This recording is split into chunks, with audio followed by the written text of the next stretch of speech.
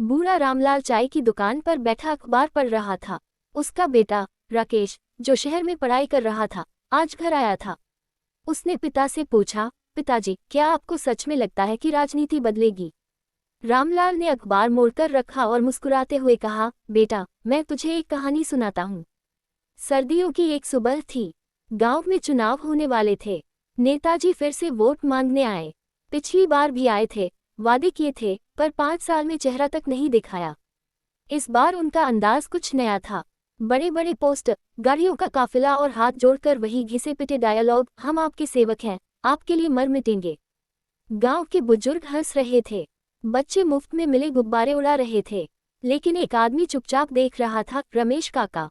उन्होंने अपनी लाठी उठाई और नेताजी के सामने आकर बोले, पिछले चुनाव में आपने कहा था कि सड़क बनवाएंगे, स्कूल ठीक कराएंगे। अब बताए, स्कूल में मास्टर कब आया? अस्पताल में दवा कब मिली? नेताजी झेप गए। बोले, काका, इस बार हमारा मिशन है गांव का विकास। रमेश काका ठहाका मारकर हंसे। पिछले चुनाव में शिक्षा मिशन था, उससे पहले स्वास्थ्य मिशन था, और उससे पहले युवाओं के लिए रोजगार।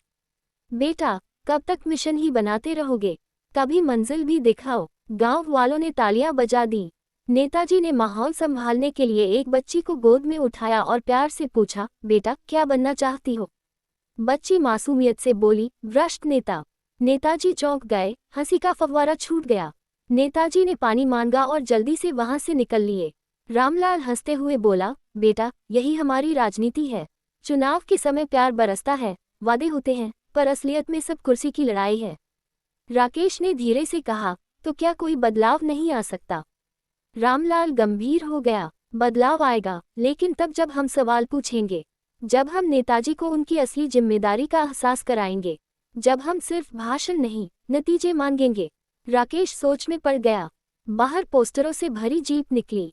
नेताजी का भाषण लाउडस्पीकर पर गूंज रहा था, हम विकास लाएंगे।